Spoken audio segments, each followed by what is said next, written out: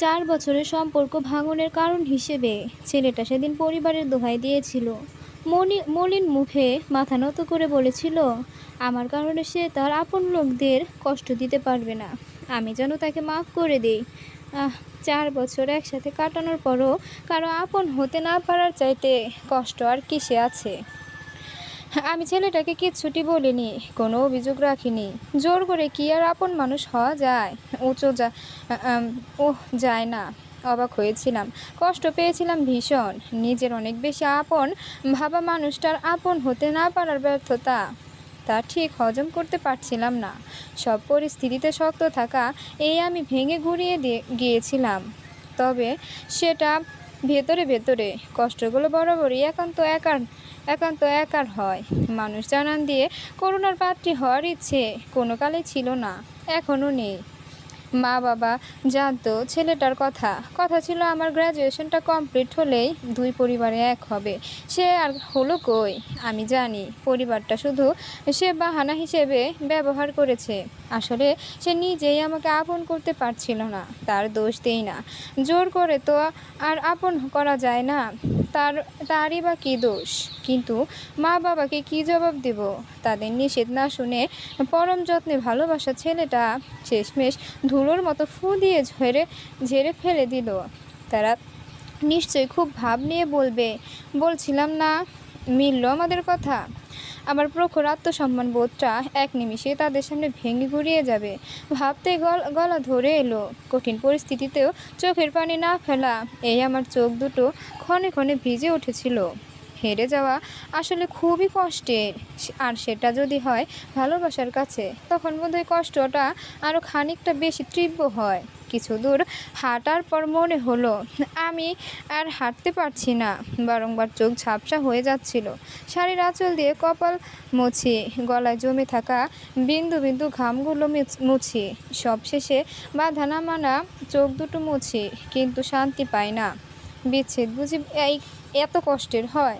কিন্তু কষ্টটা যার জন্য হয় সে বেজায় সুখেই থাকে। সে তো সফল তার চাওয়া পাওয়ার কাছে। কী যে আজব এই দুনিয়ার নিয়ম। রাস্তার এক কিনারে দাঁড়িয়ে এসব ভাবনায় আচ্ছন্ন ঠিক তখন পাশ থেকে একটা কণ্ঠস্বর ভেসে এলো, একটা রিক্সা ডেকে দিব এলিজা। আমি চমকে উঠলাম, পাশে তাকাতে দেখি সুয়াদ ভাই। আমি দ্রুত চোখ মুছলাম, যথেষ্ট স্বাভাবিক হওয়ার ভান করে বললাম, না প্রয়োজন নেই, আমি নিজেই ডেকে নিতে পারবো। মনটা কি ভীষণ খারাপ? বেশি খারাপ? আমি ভয় পেলাম ছেলেটা কিছু দেখে ফেলেনি তো? আমাকে কি বেশি বিধ্বস্ত দেখাচ্ছে? এই ছেলেটাও কি আমার কষ্টে আনন্দ পাবে? শত হলো তাকে তো আমি অনেক কথা শুনিয়েছি, মনের কথা বলার আগে নানানভাবে তার মন ভেঙে দিয়েছি। না না, কিছুতেই তার কাছে ছোট হতে পারবো না। আমি মেয়েকে হেসে বললাম, না তো, মন খারাপ হবে কী জন্য? মন খুবই ভালো আছে, আপনি যান। উনি আমার কথা আমলে না নিয়ে একটা রিক্সা দাঁড় করালেন, সুন্দর হেসে বললেন, বৃষ্টি আসবে মনে হচ্ছে, উঠে পড়ো। আমি কথা বাড়ালাম না আর। অন্য সময় হলে হয়তো কয়েকটা কড়া কথা শুনিয়ে দিতাম, কিন্তু এই মুহূর্তে ইচ্ছে হলো না। রিকশায় উঠে বসলাম। উনি উন্নয়নের সুরে বললেন, আমিও বাসায় যাব, তোমার অসুবিধা না থাকলে পাশে বসতে পারি কি? আমি রুক্ষভাবে জবাব দিলাম, না। সে বিপরীতে ব্যথিত হাসি ফিরিয়ে দিল, মুখে কৃত্রিম হাসি ঝুলিয়েই বললেন, আচ্ছা সমস্যা নেই, সাবধানে যাও। এই ছেলেটা এমনই, কখনো খুব এলোমেলো, কখনো খুব গোছালো, তবে কষ্টগুলো সে কখনোই প্রকাশ করে না। হাসি মুখে অপমান সহ্য করার অদ্ভুত এক ক্ষমতা তার আছে। কলেজে সবার সামনে সেদিন যখন চেঁচিয়ে বলেছিলাম, আপনি একটা মহাবিরক্তিকর গায়ে পড়া টাইপ লোক, মানুষকে অযথা বিরক্ত করা আপনার স্বভাব, কঠিনভাবে অপমানিত হওয়ার পরও লোকটা সেদিন কিছুটি বলেনি, শুধু এরপর থেকে আমার সামনে পড়া কমিয়ে দিয়েছে। তার অনুভূতিটা শুধু সেদিন না, কোনো দিনই আমি বুঝিনি, বলা বাহুল্য, বোঝার চেষ্টা করিনি। এই যে এখন এত ভালো ভালো মনোভাব তার প্রতি আসছে, সেটা হয়তো নিজের মন ভেঙেছে বলে উপলব্ধি করতে পেরেছি। মানুষ পরিস্থিতির শিকার হওয়ার আগে অন্যের পরিস্থিতিতে বুঝতে পারে না, এটাই জাগতিক নিয়ম। আমার এসব আকাশ পাতাল ভাবনার মাঝে রিকশা অনেকটা দূরে চলে এসেছে। আমি রিকশাওয়ালা মামাকে বললাম, মামা, রিকশা ঘুরিয়ে আগের জায়গায় নিয়ে চলেন, একটু দরকার আছে, জলদি ঘোরান। রিকশাওয়ালা বিনা বাক্যে আগের জায়গায় দিয়ে আসলেন। সোয়াদ ভাই কপাল কুঁচকে তাকালেন। প্রচণ্ড মন খারাপের মাঝেও আমি বিষয়টাতে মজা পেলাম। উনি বললেন, কোনো সমস্যা এলিজা? রিকশায় এক কিনারে চেপে বললাম, উঠে বসুন। লোকটা যে কি পরিমাণ খুশি হলো, চোখ দুটো চকচক করে উঠল। তৃপ্তির হাসি হেসে উঠে বসতে বসতে বললেন, থ্যাংক ইউ এলিজা। এক ধরনের মানুষ আছে, অকারণে আনন্দিত হয়ে যায়। আমার ধারণা উনি সেই ধরনেরই লোক। কারণে অকারণে খুশিতে গদগদ হয়ে যাওয়া তাদের স্বভাব। কিছুক্ষণ চুপ থাকার পর উনি বললেন, আজ আমারও মন খারাপ। আমার পোষা পাখিটা গত রাতে মারা গেছে। সে আমার খুব প্রিয় ছিল, আমার একাকিত্বের সঙ্গে ছিল। কত ভালোবাসতাম, তবুও চলে গেল। আসলে এই পৃথিবীতে কেউ ভালোবাসার মূল্য দেয় না। যাকেই ভীষণভাবে ভালোবাসবা সেই তোমাকে নিষ্ঠুরভাবে কষ্ট দেবে। কথাগুলো সত্য, কিন্তু আমার ভালো লাগলো না। ভালো লাগবে কি করে? সত্যের স্বাদ কি তিতা হয়? সত্যের স্বাদ যে তিতা হয়। আমি একটা দীর্ঘশ্বাস ফেলে বললাম, দুঃখের কথা শুনতে ভালো লাগছে না সোয়াদ ভাই। উনি কিছুক্ষণ আমার দিকে তাকিয়ে রইলেন, তারপর মেঘাচ্ছন্ন আকাশটার দিকে তাকিয়ে মোহনীয় কিছু শব্দ আওড়াতে লাগলেন। তুই কি আমার দুঃখ হবি? এই আমি এক অরুণচণ্ডী আউল বাউল। রুক্ষ চুলে পথের ধুলো, চোখের নিচে কালো ছায়া। সেইখানে তুই রাত বিরতে স্পর্শ দিবি। তুই কি আমার দুঃখ হবি? তুই কি আমার শুষ্ক চোখের অশ্রু হবি? মধ্যরাতে বেজে ওঠা টেলিফোনের ধ্বনি হবি? তুই কি আমার খাখা দুপুর নির্জনতা ভেঙে দিয়ে ডাক পিয়নের নিষ্ঠ হাতে ক্রমাগত নড়তে থাকা দরজাময় করা হবি? একটি নীরব অ্যানভেলপে পুড়ে রাখা কেমন যেন বিষাদ হবি? তুই কি আমার শূন্য বুকে দীর্ঘশ্বাসের বকুল হবি? নরম হাতের ছোঁয়া হবি? একটুখানি কষ্ট দিবি? নিজের ঠোঁট কামড়ে ধরা রোদন হবি? একটুখানি কষ্ট দিবি? প্রতীক্ষার এই দীর্ঘ হলুদ বিকেলবেলায় কথা দিয়েও না রাখা এক কথা হবি? একটুখানি কষ্ট দিবি? তুই কি একা আমার হবি? তুই কি আমার একান্ত এক দুঃখ হবি? মনের মাঝে ক্রমাগত বয়ে চলা নিস্তব্ধ ঝড়টা এবার বৃষ্টি হয়ে ঝরে গেল অনায়াসে। আমার পাশে বসে থাকা এই মানুষটার জন্য মনের কথাও একটা গভীর মায়া অনুভব করলাম। সেবার স্কুলে বিনা দোষে আমার কারণে মার খাওয়ার পর যেমনটা মায়া অনুভব করেছিলাম, ঠিক তেমনটা সেই ছোটবেলা থেকেই কোনো এক অজানা কারণে মানুষটাকে আমার পছন্দ না। কেন পছন্দ না তা জানি না, তবে সে আমাকে খুব করে পছন্দ করে। এটা বুঝতে পারার পর থেকে আরও বেশি অপছন্দের হয়ে উঠেছিল। এই যে এত এত কথা শোনাই, তবুও সে আমার কাছে কাছে থাকে। জীবনে যতবার মন খারাপের রাজ্যে তলিয়ে গিয়েছি, ততবারই সে পাল তোলা নৌকা হয়ে আশ্রয় দিয়েছে। তখন ষষ্ঠ শ্রেণীতে উঠেছি কেবল, আর উনি এসএসসি দিবেন। স্কুলের একটা ফাংশনে যেমন খুশি তেমন সাজে কুজো বুড়ি সেজেছিলাম শখ করে। স্কুলে প্রবেশ করতে কয়টা ছেলে আমাকে নিয়ে টিটকারি মারতে শুরু করলো, দলবল সমেত হাসাহাসি করলো। কী যে লজ্জা পেয়েছিলাম, আত্মসম্মানে আঘাত হানলো খুব। কেঁদে ফেললাম। ঠিক 2 মিনিটের মাথায় কোথা থেকে যেন ছুটে এসে ছেলেগুলোকে মারতে শুরু করলো উনি। ওইটুকু একটা ছেলের সে কি তেজ, কেউ ছাড়তেই পারছিল না। আমি ভয়ে জড়সড় হয়ে বললাম, এই ভাইয়া, ছেড়ে দাও ওদের। তখন সোয়াদ ভাইকে তুমি করেই বলতাম। একই এলাকার, পাশাপাশি বাড়ি, আবার একই স্কুলে, সেই সুবাদে। এখন অবশ্য আপনিতে রূপ নিয়েছে। উনি রাগে টকবক করতে বলেছিলেন, ওরা তোমায় নিয়ে হাসাহাসি করছিল কেন? মেরেই ফেলবো, এত বড় সাহস। আমি কিন্তু মুগ্ধ হইনি তার মারামারি দেখে, বরং ভয় পেয়েছিলাম আর বিরক্ত হয়েছিলাম। গ্যাঞ্জাম কোনো কালেই পছন্দ না আমার। কাকুর কাছে, মানে ওনার বাবার কাছে সেবার ভীষণ মার খেয়েছিল ছেলেটা। স্যার ম্যামদের কাছে শান্তশিষ্ট ভদ্র ছেলে থেকে হয়ে গেল ডানপিট ও অভদ্র। তাতে সে বিশেষ পাত্তা দিল না। এক ফাঁকে আমাকে ফিসফিসিয়ে বলে গেল, তুমি যখন বুড়ি হয়ে যাবা, তোমায় তখন হেব্বি কিউট লাগবে। পুরাই আমিত্তি আমার খুব ভালো লাগে। হা হা হা, কী জ্বালাময় কথা, ভাবা যায়? এই কথাগুলো বছর পরও মানুষটা সে আগের মতোই আছে। আমার মন খারাপের সময়গুলোতে সবার আগে সেই ছুটে আসে। কি আশ্চর্য! আমি গভীর মমতা আর কৃতজ্ঞতা ভরে ছেলেটার দিকে তাকালাম। কিছু বলার আগেই উনি বললেন, আবার ভেবো না সেদিনকার মতো প্রপোজ করেছি। হা হা হা। হঠাৎ করে তোমাকে কবিতা আবৃত্তি শোনাতে ইচ্ছা হলো, তাই শোনালাম। আনিসুল হক স্যারের লেখা এই কবিতাটা আমার ভীষণ পছন্দের। প্রতিটা শব্দ খুব আপন লাগে, আমার সাথে খুব যায়। ভালো লেগেছে তোমার? মনটা কি একটু ভালো হয়েছে এলিজা? আমরা সবসময় ভুল মানুষদের কাছের ভাবি, প্রিয় ভাবি, আমরা আর খুব করে আপন ভাবি, তাই না সোহাদ ভাই? মনের সাথে বোধহয় প্রকৃতির নিবিড় সম্পর্ক রয়েছে। মনের সাথে পাল্লা দিয়ে প্রকৃতিতেও যেন বিষণ্ণতা ভর করেছে। বাসায় ঢোকার সাথে সাথেই বুঝলাম ঝুমঝুম করে বৃষ্টি নামা শুরু করলো। রিকশায় বসে থাকা মানুষটা ভিজে গেল মুহূর্তেই। আমি কিছু বলার আগেই রিকশাটা চলে গেল অনেকখানি। একটা দীর্ঘশ্বাস ফেলে আমি বাসার ভেতরে চলে এলাম। দরজা খুলে দিল আলিশা, আমার ছোট বোন। কেমন যেন ভীত চোখে তাকালো। ভেতরে ঢোকার পর মা আর বাবাকে থমথমে মুখে বসে থাকতে দেখে আজ করতে পারলাম কিছু একটা হয়েছে। মন মেজাজ খারাপ থাকায় আমি কিছু না জিজ্ঞেস করেই রুমে চলে গেলাম। রুমে যাওয়ার প্রায় সাথে সাথে মা চিল্লায়ে বলে উঠল, হ্যাঁ, এখন তো আর আমাদের তোয়াক্কাই করবে না। অবশ্য করেছে নাকি কোনো কালে? সে তো সবসময় তার মর্জি মতো চলে এসেছে। বই বই করে বলেছিলাম এই ছেলের হাব ভাব আমার ভালো লাগে না, কিন্তু সে তো কারো কথার ধারই ধারে না। মানুষজন তাদের ছেলে মেয়েদের নিয়ে কত গর্ব করে, ছেলে মেয়েগুলো কত মানে তাদের বাবা মার কথা।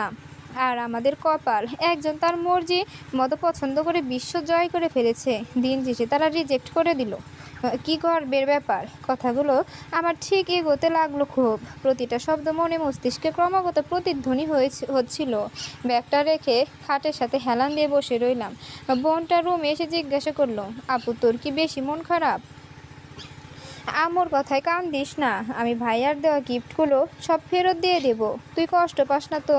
9-এ পড়া ছোট একটা মেয়ে, অথচ কি সুন্দর করে সান্ত্বনা দিচ্ছে। আমি মৃদু হেসে বললাম, মন খারাপ হবে কেন? ছোট মানুষ, তুই এসব নিয়ে ভাবিস না। আর মায়ের কথায় কখনো খারাপ লাগে না আমার, কারণ মা বাবারা ভুল কিছু বলে না কখনো। আনিশাকে দুঃখী দুঃখী মুখ করে তাকিয়ে থাকতে দেখে আমার একটু রাগ হলো। ভেবে নিলাম সবার করোনার পাত্রী বোধহয় আমি হয়ে গেলাম। বললাম, আপুকে এক মগ চা করে দিতে পারবি? আমার দেওয়া দায়িত্বে মেয়েটা খুশি হয়ে গেল। এপাশ ওপাশ মাথা নাড়িয়ে সায় জানালো। ও চলে যাওয়ার পর অনুভব করলাম অস্বাভাবিক ক্লান্ত লাগছে। ছোটবেলায় শারীরিক শিক্ষা বইতে পড়েছিলাম মনের সাথে নাকি শরীর ওতপ্রোতভাবে জড়িত। সেই কারণেই হয়তো খারাপ লাগার মাত্রাটা অস্বাভাবিকভাবেই বেড়ে চলেছিল। ঘুমে চোখ ফেটে যাচ্ছিল। দরজার চাপ দিয়ে রেখে বিছানায় শরীর এলিয়ে দিলাম। ঠিক কতক্ষণ ঘুমিয়েছি বলতে পারবো না। ঘুম ভাঙার পর অনুভব করলাম মা মাথায় হাত বুলিয়ে দিচ্ছে। তাকিয়ে দেখলাম আম্মু কাঁদো কাঁদো মুখ করে মাথায় শুকনো মুখে মাথার কাছে বসে আছে। আব্বু হাত ধরে বসে আছে। আলিশা শুকনো মুখে মাথার কাছে বসে আছে। আমাকে চোখ মেলতে দেখে মা বলে উঠল, তোর চিন্তায় চিন্তায় আমি একদিন মরে যাব দেখিস। আব্বু মাকে বাধা দিয়ে বলল, আবার তোমার ঘ্যান ঘ্যান রেডিও শুরু করলা? মেয়ে বড় হয়েছে, মেয়ে নিজেই ভালো বোঝে। তুমি একটু চুপ থাকো তো। তারপর আমার দিকে তাকিয়ে বলল, কেমন লাগছে রে মা? শরীরটা যে খারাপ লাগছে, আগে বলবি না? আর মেয়ে তো এতটা ইম্যাচিওর না। আমার মেয়ে তো এতটা ইম্যাচিওর না। আমি ঠিক বুঝতে পারছিলাম না কি হয়েছে। কোনো মতে জিজ্ঞাসা করলাম, কি হয়েছে? তোমরা আমার রুমে কি করো? আলিশা বলে, আপু তোর প্রচণ্ড জ্বর এসেছে। প্রায় 2 ঘন্টা আমরা এখানে বসে আছি। আমি চা নিয়ে এসে দেখি ঘুমিয়ে পড়েছিস। বাহিরে বৃষ্টি হচ্ছিল অনেক। তোমার ঠান্ডা লাগছে ভেবে কাঁথা গায়ে দিয়ে দেখি জ্বরে শরীর পুড়ে যাচ্ছে। আমি ফিক করে হেসে দিয়ে বললাম, জ্বর কোনো অসুখ? তোদের চোখ মুখের যা অবস্থা করে রেখেছিস, মানুষ মারা যাওয়ার সময় ও বোধহয় এমন করে না। আমার কথাটা মাটিতে পড়ার আগেই মা আবারও খ্যাক করে উঠল। আমার কাছ থেকে উঠে দাঁড়ালো। হনহনের রুম থেকে বের হতে বলতে লাগলো, আমার আর ভাল লাগে না এই সংসার। যা ইচ্ছা বলে যাচ্ছে, ভাল লাগে না আর। আব্বু কপট রাগ দেখিয়ে বলল, দিস ইজ নট ফেয়ার আম্মাজান। জীবনে দুঃখ না এলে সুখের মর্ম বোঝা যায় না। ভেঙে পড়লে চলবে না একদমই। তোমার তো তুমি তো আমার স্ট্রং গার্ল, তাই না মা? যে তোমাকে হারাবে তার মতো বোকা দ্বিতীয়টি নেই। আমি আব্বুর হাতটা মাথার কাছে নিয়ে সায় জানালাম, একজন সন্তানের চাইতে বেশি কি পাওয়ার আছে? অসহায় সময়গুলোতে মা বাবার এমন সাপোর্ট থাকলে কোনো সন্তানের ধারে কাছে ডিপ্রেশন নামক বস্তুটা ঘেঁষতে পারবে না। হঠাৎ মা পুনরায় রুমে এলো, আর সাথে নিয়ে এলো আমাদের এলাকার ডাক্তার আঙ্কেলকে। বিরক্ত হলাম খুব। ডাক্তার দেখানোর মতো তেমন কিছুই হয়নি আমার। এই সামান্য জ্বরে কি মানুষ মারা যায়? সবাই দেখি তোর কালাম বাঁধিয়ে ফেলেছে। আমি আস্তে করে বললাম, ডাক্তার আঙ্কেলকে কে আসতে বলেছে আব্বু? আমার তো আহামরি জ্বর আসে নাই, এর জন্য ডাক্তার লাগে? আব্বু আমাকে ইশারায় শান্ত থাকতে বলল। ডাক্তার আঙ্কেল আমাকে চেক আপ করে প্রেসক্রিপশন লিখে দিলেন। তারপর বলল, আমি তো প্রথমে ভয় পেয়ে গিয়েছিলাম। সুয়াদ যেভাবে হতদন্ত হয়ে ছুটে গিয়েছিল, সত্যি ভয় পেয়ে গিয়েছিলাম। বুঝলাম যে এটা হাদারামের কাজ। চরম বিরক্ত হলাম। আমার জীবনের সব কিছুতেই কি এই ছেলের নাক গলাতে হবে? অন্যকে নিয়ে এর এত চিন্তা কিসের? আশ্চর্য। আব্বু বলল, হঠাৎ করে মেয়েটা এমন হয়ে গেল যে আমরাই ঘাবড়ে গিয়েছিলাম। ডাকার পরও সারা শব্দ নাই। জ্বরে পুরো শরীর পুড়ে যাচ্ছিল। পরে নিচে গিয়ে সোয়াদকে দেখতে পেলাম। ওকে বলার পর ও নিজেই ছুটে গেল আপনাকে ডাকতে। ও আসে নাই সাথে? এসেছে তো, নিচে দাঁড়িয়ে আছে। বললাম আমার সাথে আসতে, বলল ও নাকি ভিজে গিয়েছে। আব্বু আর ডাক্তার আঙ্কেল বেরিয়ে যাওয়ার সাথে সাথে আলিশা ধীর কণ্ঠে বলে উঠল, দেখেছিস আপু, সোয়াদ ভাই কত ভালো, আর তুই দেখতে পারিস না? আমাকে একটু বারান্দায় নিয়ে চল তো। আলিশা আমাকে ধরে বারান্দায় নিয়ে গেল।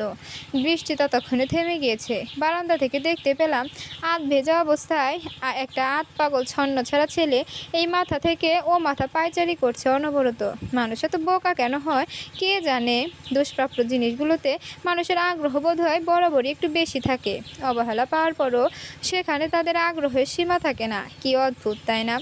এরপর কেটে গেল 2 দিন। এই 2 দিন আমি বাসা থেকে বের হলাম না। নিজেকে একটু একা রেখেছিলাম আর কি। একটু শক্ত ধাঁচের মানুষ হওয়ার ফলে বিরহে কাতর হয়ে দেবদাস হয়ে থাকলাম না। সরি। দেবদাসের ফিমেল ভার্সন কি দেবদাসিনী? হাহা, সে যাই হোক। 2 দিন পর ঠিক করলাম ভার্সিটি যাব। আমি এমন ঘাপটি মেরে ঘরে বসে থাকলে প্রাক্তন ভাববে তার জন্য শোক পালন করছি। তা তো হতে দেওয়া যাবে না। বাসা থেকে বের হওয়ার আগে মাকে বলতে গেলাম, দেখলাম সে কেমন করে যেন তাকাচ্ছে। আমার হাসি পেল। এই মানুষটার হাব ভাব দেখলে মনে হয় মনটা আমার না, তার ভেঙেছে। তার মেয়ের মন ভেঙেছে, ব্যাপারটা ঠিক হজম করতে পারছিল না। আমি পেছন থেকে মাকে জড়িয়ে ধরে বললাম, মা, আগুন মিলে শীতলতা বিরাজ হয় না। আমিও আগুন আর সেও আগুন। আমাদের মিল না হওয়াটাই উত্তম। হ্যাঁ, বুঝতে হয়তো দেরি হয়েছে, তবে বুঝেছি সেটাই অনেক।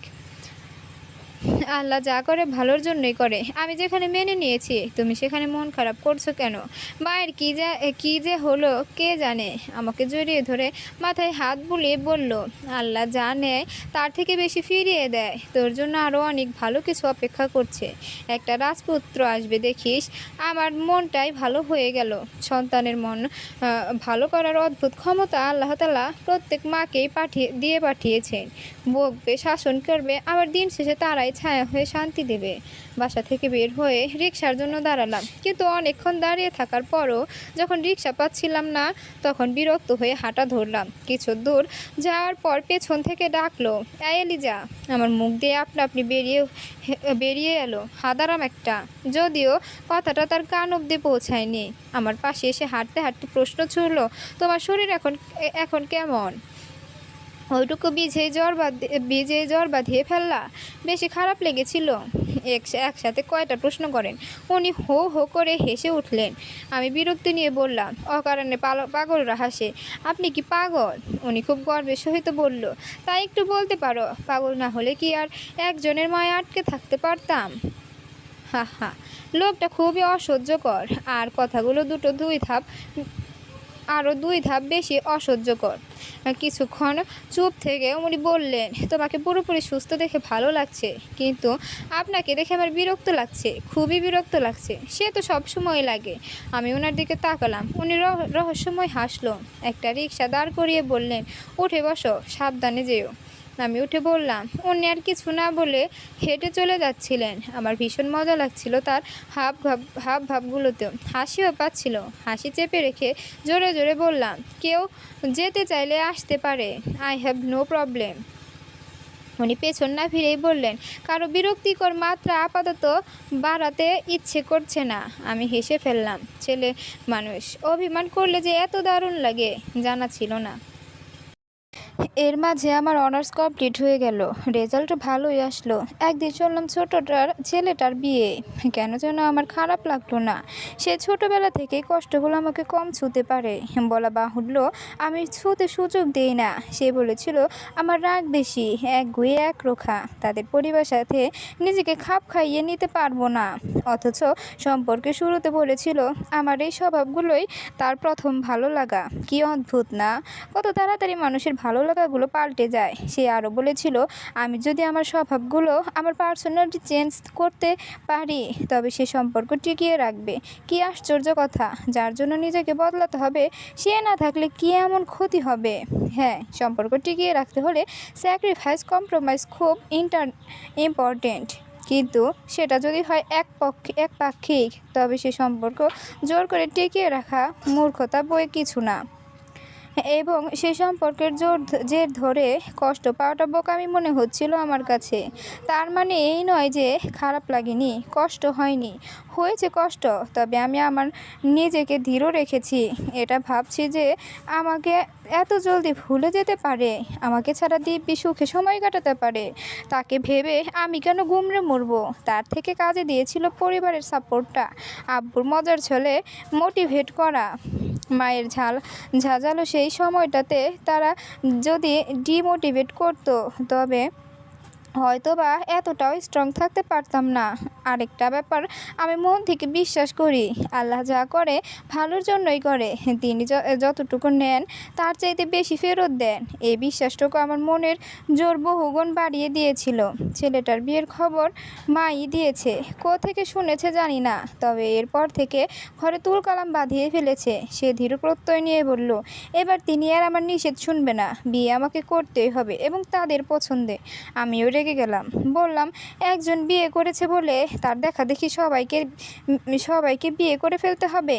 আমি কোনো বিয়ে টিয়ে করবো না, ইটস ফাইনাল। কিন্তু মায়ের চেঁচামেচির মাত্রা এতই বেড়ে গিয়েছিল যে মাগরিবের নামাজটা শেষ করেই ছাদে চলে গেলাম। ঘরে থেকে আরও কিছুক্ষণ তার ঘ্যান প্যান শুনলে আউট অফ কন্ট্রোল হয়ে যাব। তার চাইতে ছাদে বসে চাঁদের সাথে গল্প করলেও শান্তি লাগবে। যেই ভাবা সেই কাজ। চুপি চুপি রুম থেকে বেরিয়ে ছাদে চলে গেলাম। ছাদে যেতেই অপর পাশের ছাদ থেকে ভেসে আসা মৃদু মন্ত্রমুগ্ধকর ধ্বনি শুনতে পেলাম। ওই ছাদটা সোয়াদ ভাইদের। আমি ছাদের কার্নিশে দাঁড়িয়ে শিওর হচ্ছিলাম গিটারটা কি সোয়াদ ভাই বাজাচ্ছে নাকি অন্য কেউ। উল্টো দিকে ফিরে থাকায় বুঝতে পারছিলাম না। আমি কৌতূহলী স্বরে ডাকলাম, সোয়াদ ভাই। চাঁদের আবছা আলোয় এক বিষণ্ণ ছেলের অবয়ব ফুটে উঠল। শ্যামবর্ণের ছিমছাম গড়নের লোকটা ভ্রুটা সামান্য কুঁচকে এলো। গিটারটা কোল থেকে নামিয়ে আমার দিকে ফিরে দাঁড়ালো। লোকটাকে আজকাল দেখলে কেন জানি খুব মায়া লাগে। বারবার মনে হয় কেন যে এই পাগল ছেলেটাকে ভালোবাসতাম না। উনি ফোনের ফ্ল্যাশ অন করে আমার মুখে তাক করলো। তীক্ষ্ণ আলোটা সইতে না পেরে মুখের সামনে হাত দিয়ে বললাম, ওফ, লাইট অফ করেন, কানা নাকি? চাঁদের এত সুন্দর স্নিগ্ধ আলোতে হচ্ছে না। হাদারামটা খিটখিট করে হাসতে হাসতে বলল, তুমি নিজেই তো আস্ত একটা চাঁদ, তাই হয়তো অন্য কোনো বাহ্যিক আলো সহ্য করতে পারছো না। আমি বেশ মজা পেলাম। মেয়েদেরকে চাঁদের সাথে তুলনা করে মন গলানোর চেষ্টা করাটা ছেলেদের কমন টেকনিক। তারা ভাবে এমনটা বললে যে কোনো মেয়েই খুশিতে গদগদ হয়ে যাবে। আমি জিজ্ঞাসা করলাম, আমি চাঁদ হলে আপনি কি? উনি রহস্যময় হাসলেন। আকাশের দিকে আঙুল তাক করে বলল, ওই যে সুন্দর চাঁদটাকে ঘিরে লক্ষ কোটি তারা দেখতে পাচ্ছ, সেই লক্ষ কোটি তারার মাঝে মিটমিট করে জ্বলে থাকা একটা তারা আমি। চাঁদটার থেকে অনেকখানি দূরে যে তারাটা, সেটাই আমি। চাঁদের কাছে যাওয়ার আপ্রাণ চেষ্টা করেও বারবার ব্যর্থ হচ্ছে সে। অত অত উজ্জ্বল তারার মাঝে পাত্তাই পাচ্ছে না। কিন্তু চাঁদটাকে খুব বেশি ভালোবাসে, দূর থেকেই ভালোবাসে। ভালোবাসতে হলে যে কাছে যেতে হবে এমন তো কোনো কথা নেই না। কিছু ভালোবাসা দূর থেকেই সুন্দর হয় বলেই একটা আকাঙ্ক্ষা মিশ্রিত দীর্ঘশ্বাস ফেলল। আমি বললাম, একটা গান শোনাবেন? আপনার কণ্ঠে একটা গান শুনতে ইচ্ছে করছে। উনি বললেন, আমি গান পারি না, কণ্ঠ বাজে। এখন যতটুকু পছন্দ করো, গান শোনার পর ততটুকু করবা না, রিস্ক নিতে পারছি না বলেই জ্বালাময় হাসলেন। মানে, একটা গানই তো শোনাতে বলেছি, এত ভাব নেওয়ার কি আছে? কর্কশ কণ্ঠে বললাম, শোনাবেন না সেটা সরাসরি বললেই হয়, এত ভাব করার কিছু নেই। পাঞ্জাবি হাতাটা টেনে কোনো অবধি নিতে নিতে বলল, রাগ করেছো? কোনো সমস্যা নাই, রাগ করলে একটা মেয়েকে ভয়ঙ্কর সুন্দরী লাগে। ওনার বলা প্রতিটা শব্দ জ্বালাময় ধনুকের ন্যায় আঘাত হানল আমার মস্তিষ্কে। কারো বলা কথার সাথে এই কথাটা হুবহু মিলে গিয়েছিল। তাই হয়তো শেষমেশ এই রাগটাই নাকি সেই মানুষটার কাছে বিরক্তি হয়ে উঠেছিল। অসহ্য রকম রাগ হলো আমার। হাতে থাকা ফোনটা ছুঁড়ে ফেলে দিলাম দূরে। কিরমির করে বললাম, আপনারা সব ছেলেরাই আসলে এমন। মেয়েদের মন নিয়ে, অনুভূতি আর আবেগ নিয়ে খেলতে ভীষণ মজা পান। ভাবখানা এমন দেখাবেন যেন মেয়েটার জন্য প্রাণ দিয়ে দিতে পারবেন। আসলে নিজেদের প্রাণ দিতে নয়, সেই মেয়েটার প্রাণটাকে মর্মর-দশা করাতেই আপনাদের এত ছলনা। আজ যেটা নিয়ে প্রশংসায় গদগদ করবেন, কাল সেটাকেই উছিলা বানাবেন। কি বলেন তো? সত্যিকারের ভালোবাসার ক্ষমতাই নেই আপনাদের, শুধু আছে ছলনা করার ক্ষমতা। আপনাদের মতো ছলনা করা ছেলেদের আমি ঘৃণা করি, ভীষণ ঘৃণা করি। আর একটু দাঁড়ালাম না। ওই পাশে দাঁড়িয়ে থাকা মানুষটার প্রতিক্রিয়া দেখার মতো অবস্থা ছিল না। সিম্পল একটা কথায় এতটা রিয়াকশন কেন করছিলাম তা ভেবে নিজেই অবাক হই এখন। কখনো কখনো স্মৃতিচারণগুলো হয়তো এমনই বিরূপ প্রভাব ফেলে। কষ্ট হয়, আবার সেই সাথে রাগও হয়। আমারও হয়েছিল তাই। রুমে এসে আলিশাকে বের করে দরজা লক করে দিলাম। দরজা আটকে দরজার সাথেই ঠেস দিয়ে বসেছিলাম। ওপাশ থেকে মা, আব্বু, আলিশা অনবরত দরজা ধাক্কা ছিল। আব্বু মাকে বলল, তোমার জন্যই মেয়েটা এমন হয়েছে, কি দরকার ছিল বিয়ে বিয়ে করে প্রেশার দেওয়ার? মা কাঁদো কাঁদো হয়ে বলল, মা দরজা খোল। আচ্ছা যা, বিয়ে বিয়ে করবো না, এবার খোল, এবার তো খোল। আলিশা আপু আপু করে ডেকেই যাচ্ছিল। আমি বললাম, প্লিজ তোমরা আমায় একটু একা ছেড়ে দাও, ভয় পেও না, আমি ম্যাচিওর না, আমি জাস্ট কিছুক্ষণ একা থাকতে চাচ্ছি, প্লিজ লিভ মি। ওপাশে কি হলো কে জানে, তবে আর ডাকাডাকি করলো না কেউ। ওই অবস্থাতেই ঘুমিয়ে গেলাম। মনে আর ব্রেনে বেশি চাপ পড়লে আমার ঘুম পায়, তখনও এটাই হলো। ঘুম থেকে উঠে সাথে সাথে সব কিছু মনে পড়লো না। রাত তখন কয়টা বাজে সেটাও বলতে পারবো না। স্বাভাবিকভাবে দরজা খুলে সামনের রুমে গেলাম। সবাই ড্রয়িং রুমে বসেছিল। আমি কাছে গিয়ে বসতে গিয়ে দেখতে পেলাম সুয়াদ ভাইও বসে আছে। সবাই আমাকে দেখছিল আর আমি তাকে। সন্ধ্যার ঘটনাটা মনে পড়ে গেল। আমার যে কেমন লাগছিল তা আমি বোঝাতে পারবো না। মা আর আব্বু কী সব জিজ্ঞাসা করছিল, সেদিকে আমার খেয়াল নেই। আমি ছেলেটাকে বললাম, আপনি আমাদের বাসায় কেন এসেছেন? উনি বসা থেকে দাঁড়ালেন, তারপর বললেন, এখন কেমন আছো এলিজা? আমার কি মনে হচ্ছে, আপনার কি মনে হচ্ছে আমি অসুস্থ? একটু বেশি বেশি করে ফেলছেন না? আমার তো মনে হচ্ছে আপনি অসুস্থ। শুধু অসুস্থ নয়, মানসিকভাবে অসুস্থ। যখন তখন অন্যের ব্যাপারে নাক গলাতে চলে আসেন কেন? সমস্যা কি আপনার? কাজ নেই কোনো, এত আজাইরা কেন? মা আর আলিশা হতভম্ব হয়ে চেয়েছিল। বাবা অবশ্য কয়েকবার চুপ করাতে বলেছে, কিন্তু আমি সেসব শুনলে তো আমি মনের ক্ষোভগুলো তার উপর ঝেড়ে পৈশাসিক আনন্দ পাচ্ছিলাম। আমি যখন একটু থামলাম, উনি হাসলেন। কেন হেসেছিলেন, ওই হাসির মানে কি সেটা উনিই ভালো বলতে পারবেন। ওনার সাথে আমার এমন উদ্ভট ব্যবহারের কারণটাও আমি আজও ভেবে পাই না। তবে খুব সম্ভবত একজনের উপর তৃষ্ণা তার উপর ঝেড়েছিলাম, আর সেও আনন্দে গ্রহণ করে যাচ্ছিল। মানুষ যার উপর পারে তার উপরে জোর খাটায়, এটাই মানবজাতির স্বভাব।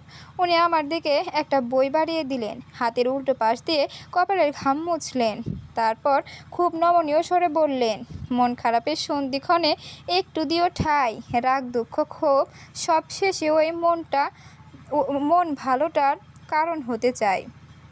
বাড়িয়ে দেওয়া বইটা নিচ্ছিলাম না দেখে সেটা টেবিলে রাখতে রাখতে বললেন, বইটা দিতে এসেছিলাম, পরে দেখতে পারো, ভালো লাগবে, আসছি বলে আবারও সেই রহস্যময় হাসলেন। তারপর বেরিয়ে গেলেন। আমি তার বেরিয়ে যাওয়া কিংবা তার রহস্যময় হাসিটা নিয়ে নয়, ওই টুকরো টুকরো শব্দগুলো অনুধাবনের চেষ্টা করলাম। কি বোঝালো লোকটা?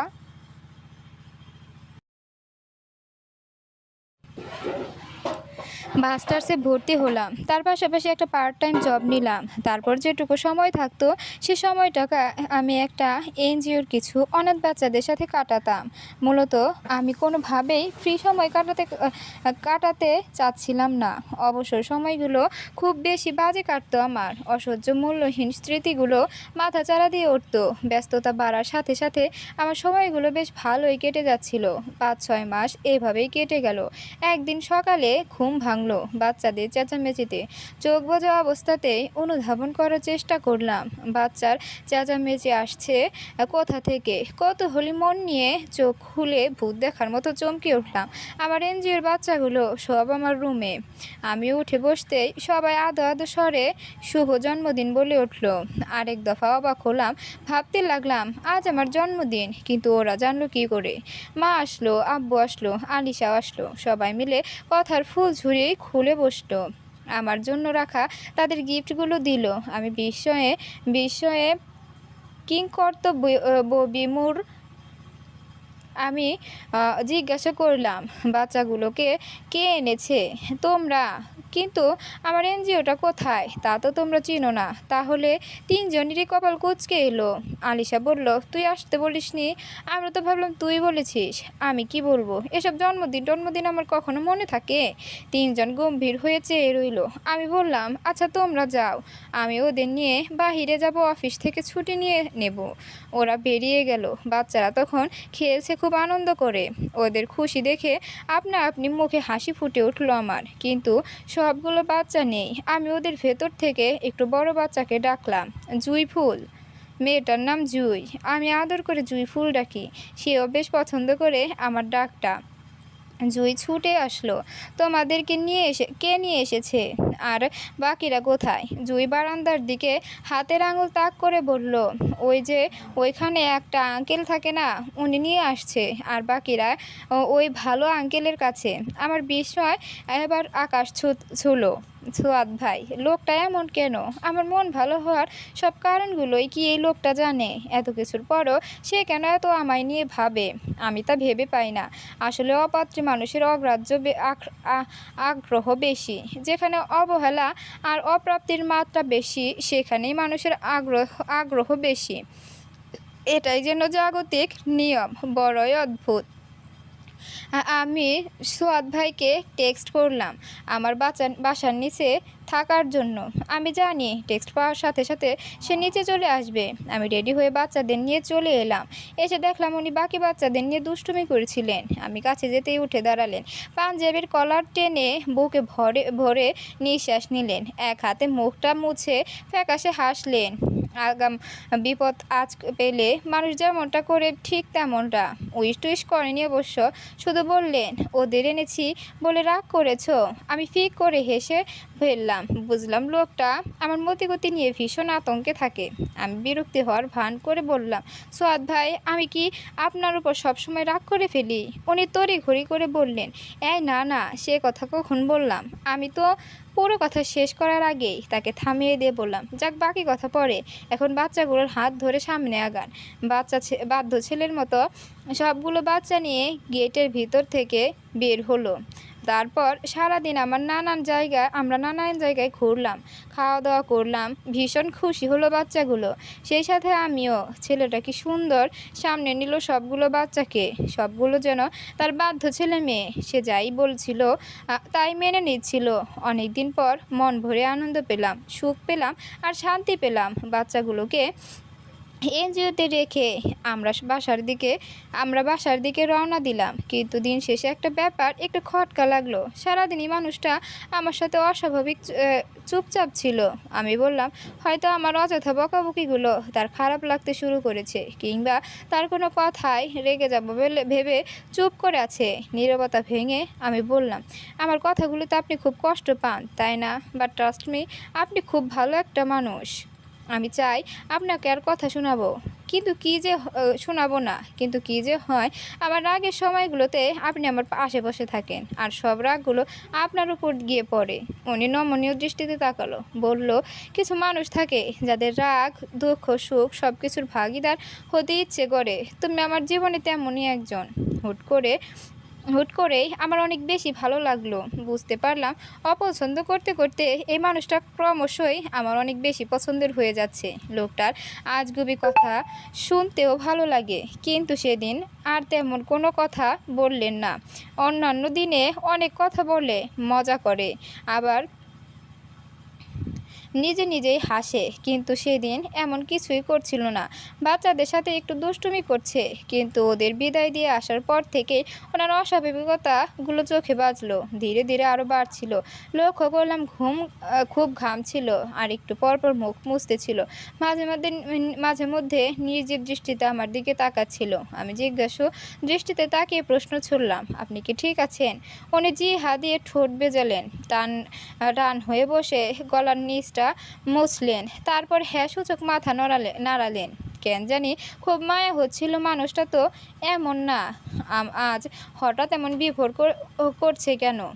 করছে কেন? সে কি অসুস্থ? সে অসুস্থ বোধ করছে, নাকি এমনিতেই আমাকে এড়িয়ে যাচ্ছে? এলিজা, একটা কথা বলি, রাগ হবা কি? আমি তার দিকে তাকালাম।